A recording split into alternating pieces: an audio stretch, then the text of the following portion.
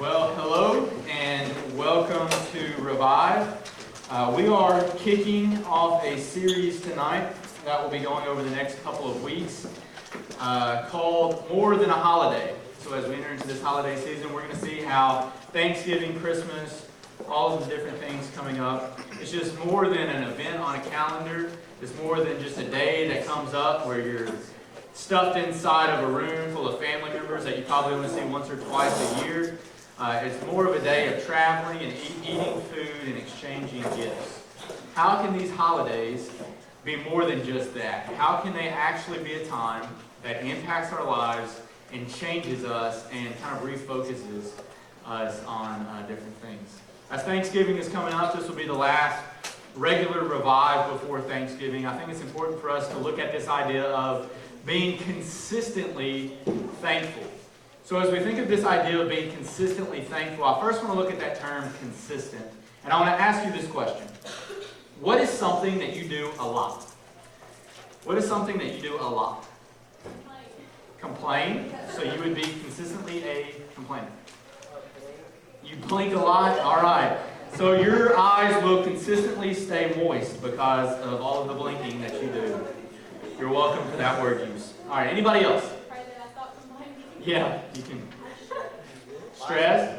Climb trees. You climb trees. And so you make excuses. All right, so there's a lot of these things, and if you consistently do that over time, they become part of your personality. People may know you because of that. And you might know people that whenever their name comes up, you attribute something to them because they do it a lot of times, right?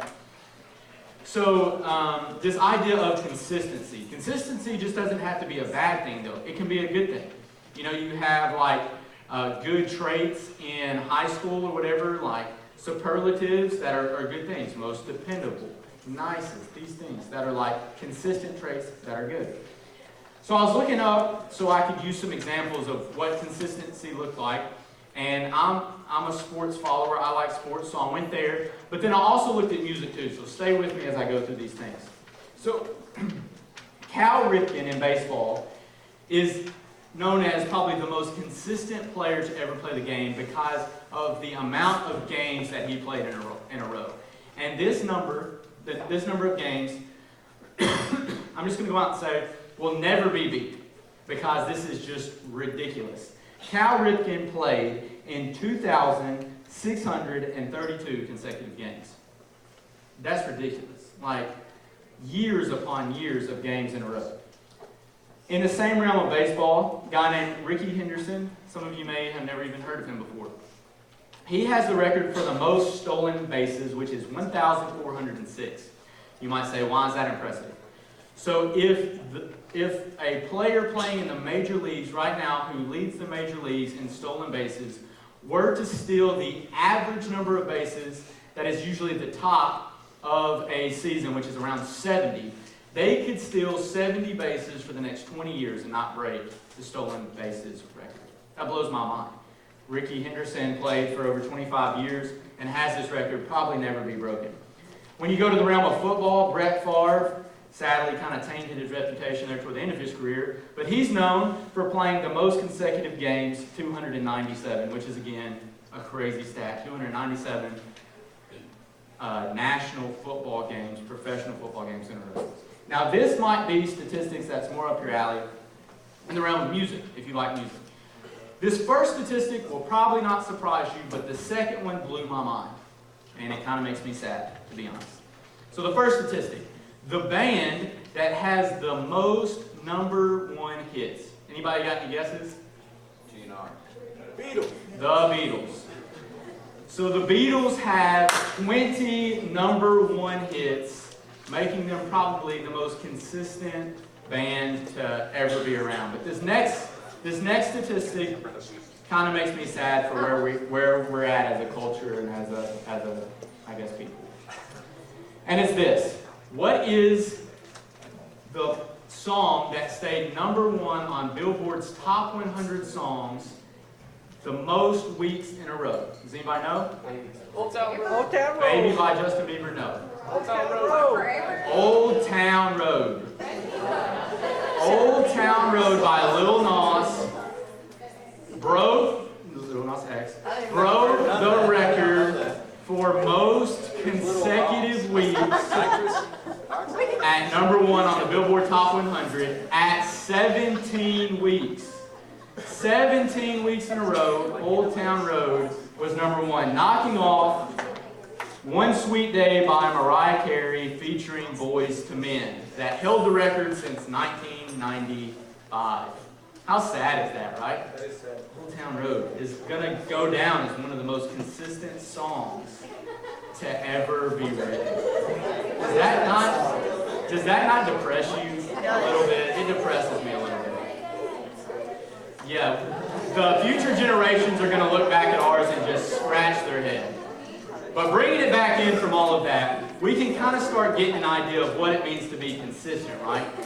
The definition of consistency is this: the achievement of a level of performance that does not vary or change greatly in quality over time. And so the whole premise for tonight, what I hope that we can see tonight, is that in our life, if we want to be faithful, consistent Christians, then in that we not only need to be consistent in our everyday walk, but we need to be consistent in this idea of being thankful more than just one period of time in a year. And like we talked about a few minutes ago, if somebody were to hear our name was to come up, in their mind, would they think of you as someone who is a thankful person? Because if we were honest, us sitting in this room tonight are among the top most blessed people in the entire world. We're in the top 1% of blessed people in the entire world.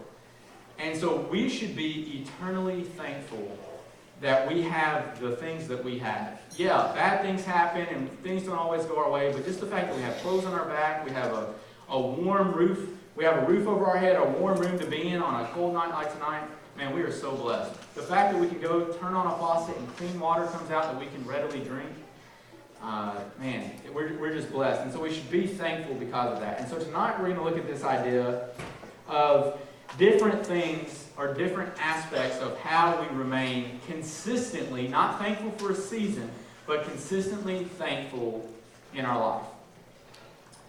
So I'm going to be in Ephesians chapter 5. It'll be on the screen so you can follow along with me. It says this: "Pay careful attention then to how you walk, not as unwise people, but as wise, making the most of the time because the days are evil.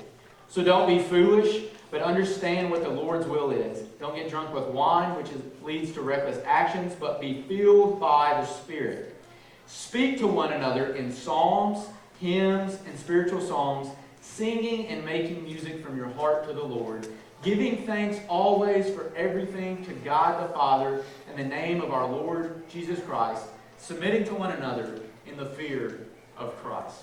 We're going to see 4 things tonight that we need to really focus on, things that we should hold high in our lives so that we can be consistently thankful.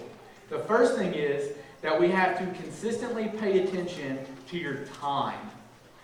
Consistently pay attention to your time. Time is the most valuable resource that we have, because it's something that we can't reproduce or get more of. Once we waste it, we will never get it back. And if you're anything like I was, especially at your age, but even now, I waste and throw away a lot of time. And Paul gets right to the point here where he says, if you want to be consistent in your Christian walk, he says, pay attention, not as unwise people, but making the most of your time. And then he goes on and continues and says, because the days, he doesn't say the days can sometimes be bad or the days, they just go on and on. He says the days are evil. We can use our time if we allow ourselves for things that are not good. Or we can waste so much time that before we know it, we're like, have you ever done that? You've been on YouTube and the next thing you know, you're like, I've been watching cat videos for the last 4 hours. Like, how did that even happen? Don't ever get sucked into conspiracy theories. Like, I love conspiracy theories, and I'll sit there on YouTube and let the video next playing. You just let it load up and play, and next thing you know, you're like, I've wasted so much time on this. Netflix, have you ever waited so long that the very judgmental box pops up of, are you still watching? You're like, yeah, Netflix, calm down. I'm trying to have a restful afternoon. Yes, I'm still here. I'm still watching. Don't judge me. But we waste a lot of time, right? And so the first thing that Paul is telling us on if we're going to want to be consistently thankful is we have to use our time wisely. Think about the time that you use.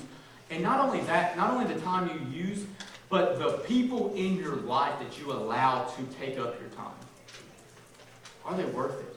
Are you wasting your time on people who are not building your time up, but are just wasting it for you? They're not. Are you wasting your time doing things that just aren't going to be productive for you in the long haul? And this whole idea of being thankful is that you pay attention, because your time, what you spend your time on, eventually leads to the kind of thoughts that you have and then the kind of actions you have. So if you spend a lot of your time thinking about and doing things that are worthless, then that'll lead you to living lives that are worthless. And if you live lives that are worthless, you don't have a whole lot to be thankful about. So this idea of consistently paying attention to your time, scheduling out your time. And I know that your calendars are probably jam-packed with things. Man, my calendar on my phone, there's a lot of days that, like, honestly, I'm just like, God, I'm going to have to pray over this, because I have, like, every minute of my day scheduled out. And so I don't know how in the world I'm going to get all of this accomplished. I don't know how I'm going to get all the things on my to-do list checked and marked off. And I'm sure you feel the same way. You're like, I have school, and then after school I have practice, and then I have maybe a game that I have to play in or play at or attend, and I got homework, and I got church things, and I want to hang out with my friends, but I need to spend time with my family, and I got to eat somewhere in there. And then before you know it, like, it's like I just woke up and it's already time to go back to bed again, and I still have so much I have to do. And you're like, how can I live for Christ today in the middle of this busyness when we have so much going on? And technology and everything is so good because it does make us connected a lot more, but it also makes us schedule ourselves so much more, where we miss out and use so much of our time. And if we aren't intentional about scheduling time and intentionally using our time for God, the next thing we know, we're not being consistent in our walk with Jesus because we've let so many other things take up our time. So the first thing is that Paul tells us, and one thing we need to do to remember to be thankful always, consistently, is pay attention to our time. Second is this idea of consistently use your talents. Consistently use your talents. So this verses 17 and 18 talks about this idea of don't be foolish and understand what the Lord's will is. And then it uses this phrase, don't get drunk with wine, which leads to reckless actions. And it's all about the idea of don't let things inhibit you from fully living to your abilities. Don't throw away the talents and the abilities that God has given you. A lot of times, we do see people throw that away with drugs and alcohol.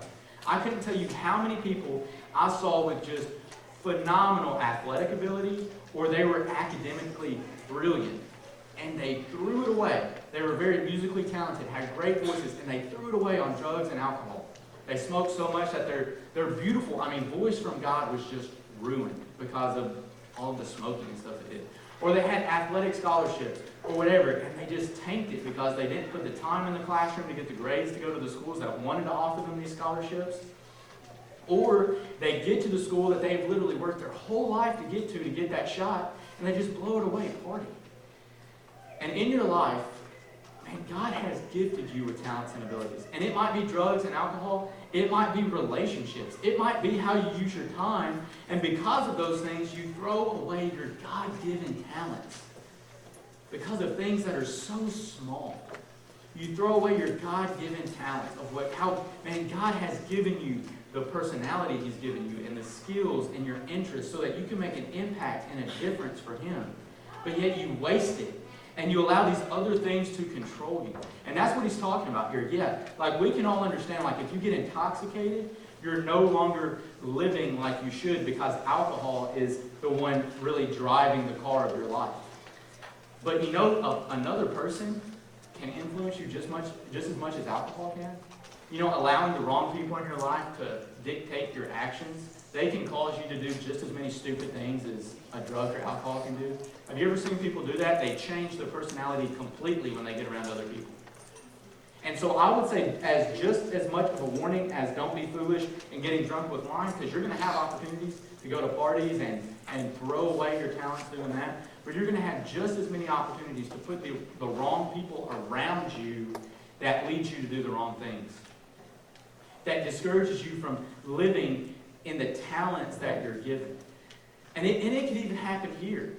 We could be called to be leaders and to step up and to rise up and live for Jesus. And because of people around us, even in the youth group, we can treat other people how they don't need to be treated, and we're wasting our talents and abilities, or we cause others to not want to use their talents and abilities because they don't want to be around us, and so they would rather just not come and serve because we're throwing our talents away. And God has gifted you and talented you and given you talents, and use them for Him. Don't throw them away. You have your whole life before you. You have so many opportunities to lead people to Jesus through the talents that He's given you. Don't let things outside of yourself control you and keep you from living to your fullest potential.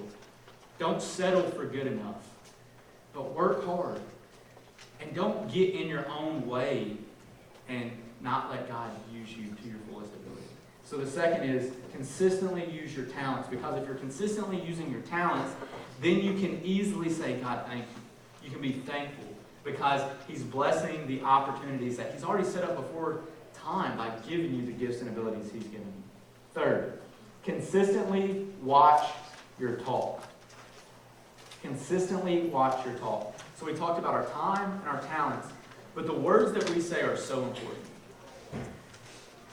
We say so many words a day, thousands of words a day that are just a lot of times mindless. A lot of times we don't even realize the words that we say. And even more than that, not even the words we say, but the words we type or talk to text, which never comes through right on my phone.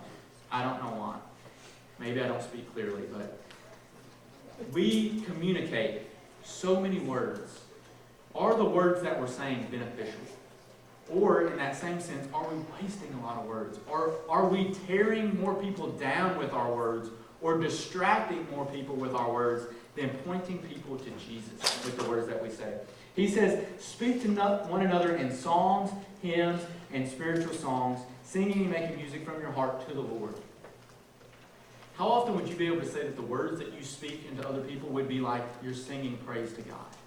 That you're actually like moving people into the presence of God by the words you're speaking into their life. I'll just say this. Whenever I was in middle school and high school, I didn't have a whole lot of people my age speaking worship music into my life and to the Lord. It was a brutal time. I mean, it's difficult. I remember how hard it is. The pressure that's on you to feel like that you don't want to be the butt of every joke, or you don't want to be the person that's always being made fun of. And this is such a crucial point to where like something so simple as the words you speak to other people can show that you're thankful for what God is doing in your life. Or it can show that you're unthankful and ungrateful for what God is doing in your life. Because of just the way that you pour into other people by the words that you say.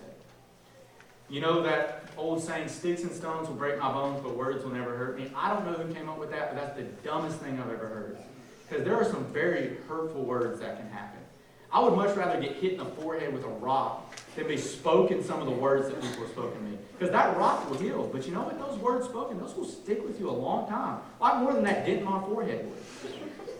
I mean, it's going to hurt. Please don't hit me in the head with a rock. But I'm just saying, the words that you speak into my life are going to stay with me a lot more than that scar on my forehead would. And some of you are experiencing that. Some of you, the actions and the things that you do are related to things that could have been spoken to you years ago. And yet they still hold a weight in your life. Don't take for granted the words that you say to other people. Don't tear people down so you can look better for yourself. Because that is a direct correlation to whether or not you're thankful for the things God is doing in your life. It's hard for me to believe that somebody is truly walking in the way that God wants them to walk if they're constantly tearing other people down, or if they're constantly negative in other people's life. It's just difficult for me, because that does not show to me that they have a consistent Christian walk, because they're not doing these exact things, speaking to one another. It says in psalms, hymns, spiritual songs, making music, it says from your heart to the Lord. The way that you communicate to one another, basically what Paul is saying is like you're worshiping God. And I would just say that if we sung out some of the words that we spoke to other people as if we were worshiping the Lord, we'd probably be pretty embarrassed. We'd probably have to hang our head in shame a lot of times if we sung out like we were worshiping, just a few minutes ago, you were good, good. If we sung out the words that we spoke to other people sometimes, we probably wouldn't want to shout them out as much as we shouted out. So remember, consistently watch your talk, because it shows. Are you being thankful for God in your life? So pay attention to your time. Use your talents. Watch your talk. And then the last one way to consistently be thankful is consistently give thanks. Consistently give thanks. It's that simple. If you want to be more thankful in your life, then communicate thanksgiving to other people. When's the last time that you've truly told somebody that you were thankful for them? When's the last time that you went to your parents and just said, thank you for washing my clothes and taking me places, and thank you for providing for me? I know that you kind of have to a little bit because you're my parents, but I appreciate it. I appreciate the sacrifices you make for me and the money you spend on me. When's the last time you thanked a teacher for preparing a lesson to teach you so that you can be a smarter human being that is productive in this world? When's the last time that you thanked a coach for teaching you and spending time and sacrificing? Because I'll tell you what, your parents and your coaches and your teachers don't make enough money to put up with the crap that you put them through. They just don't. But they do it every single day because they love you and they care about you and they want you to succeed. And whether it seems like that or not, you have so many adults in your life that are on your side rooting for you. So be thankful for that. Tell them about it. Tell them thank you. And thank you so much. Because the more that you communicate thanksgiving, the more your mind will be focused to be thankful rather than negative. Because we live in such a negative world. All you hear is negativity. And when all you hear is that negative complaining, whining, then we start falling and making that our default setting. And so instead of realizing all of the blessings in our life and being thankful for them, we suddenly become entitled, like we're owed something. And so when things don't go our way, we don't have the default to be thankful. We have the default of, seriously, that's it? That's the best you can do? That's all you can do for me? Really, that's it? And it takes our whole concept off. But the more that you communicate thanksgiving, and the more you make that your default setting, the more that those little things don't become such as big of an issue anymore. The more that you can communicate with each other.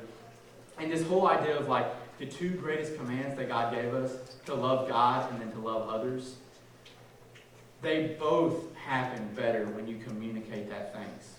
Your communication line with God becomes better when you thank Him in prayer. When your prayers just aren't like a Christmas list you're giving Him. God, I want this, and I want you to do this, and I want you to heal this person, I want you to help me pass this test. Instead of sending God a bunch of commands you want Him to work in your life, just maybe spend some time in prayer thanking Him for all the prayers He's already answered, for all the things He's already given you. And just see how much that line changes with other people. Instead of just always expecting other people to live up to your expectations and your standards, just be thankful that God has put people in your life who are on your side and caring about you. And it could be as simple as you just sending them a text when we get done and be like, you know what, I'm thankful you're in my life. I'm just going to say it would make my day a whole lot better if it started off tomorrow, somebody texting me and saying, hey, you know what, I'm praying for you and I'm thankful for you. And it was yours too. Even if they were a complete stranger, or even if they were your worst enemy. It'd be pretty hard to be mad at somebody if they said, I'm praying for you and I'm thankful for you. It's hard to hold a grudge against somebody who is loving towards you consistently. Why don't we make that our default? Why don't we make that what we lean back to?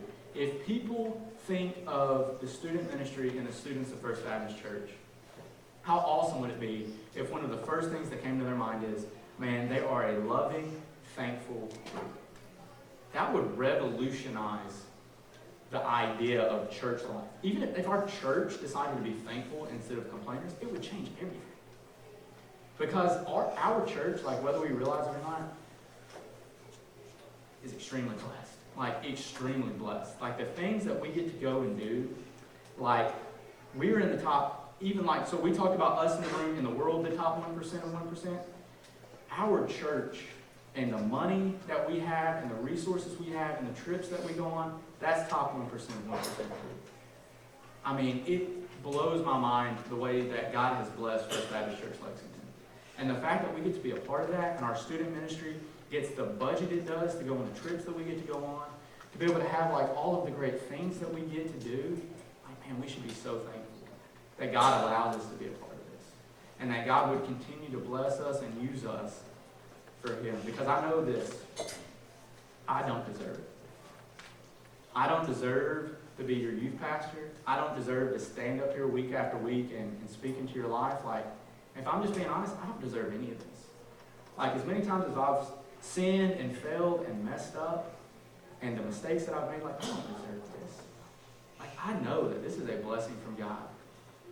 And I know that my time here is limited. Even if I were to stay here the rest of my ministry until I died, our time on earth is limited. And we should be thankful for every second, every breath God gives us. And in that, man, we should use every one of those to point people back to Jesus. And not tear them down, not try to make them think more about us, and just pouring out. Because I promise you, people will have a better opinion of you when you don't try to promote yourself than when you try to promote yourself. When you're just thankful and loving, and that's how you are more consistent in this idea of giving thanks. So tonight, as we kind of have the time of invitation and the band comes up, maybe it's a hard thing for you to do, to live a consistent Christian life and being thankful, because you've never accepted Jesus as your Lord and Savior. So you can't love others like Jesus loved you because you've never started that relationship with Him. The Bible tells us that we love because He first loved us. And so if you've never started that relationship with Jesus, then there's no way you can truly pour thanksgiving and love in other people's life, because you never received that eternal security of salvation. So maybe that's something you need to think through tonight. The Bible tells us that if we confess with our mouth that Jesus is Lord and believe in our hearts that He was raised from the dead, it says we will be saved. And if you've never done that before, if you've never actually surrendered your heart to God and told Him, God, I'm thankful that You sent Your Son Jesus, and I know that I can't do this myself, then the first step you need to do tonight in walking this consistent Christian life is to begin it. Some of you've never actually truly began that walk, and tonight you need to do that. There'll be some leaders standing off to the side as we're singing these different songs, and the song that we're singing is talking about God calling us out to the unknown, really taking a step of faith. And some of you, that step of faith is starting a relationship with Him. Some of you, maybe you have a relationship with Jesus, but this idea of consistency would not be you. You're more of like an up and down, like it talks about the storm and the waves, and that would be more your faith. You have some high moments, you have some real low moments. You have some high moments, some really low moments. But you wouldn't consider your life consistent. So maybe what you need to do during this time is just, maybe even in your seat, before we stand up, kind of like we did last week, just stay in your seat and pray and say, God, help me be more consistent for You. Help put good people in my life. God, show me the people I need to put into my life. I need to spend time with, who will build me up and help me live more consistent and not continually tear me down and promote negativity. And maybe tonight you just need to think about, who are some people I need to thank? Before my head hits the pillow tonight, who are some people I need to talk to? Maybe they're in this room. Maybe it's a phone call you need to make. Maybe it's a text you need to send. Before my head hits the pillow, I need to just share my thanks with a few people. I just need to let them know how thankful I am for them in my life. Because without them, I wouldn't be the person I am today. Without them, I wouldn't be whatever. So maybe what you need to do tonight to show God that you're thankful for what He's done in your life is to communicate that thanksgiving to other people and just to be thankful.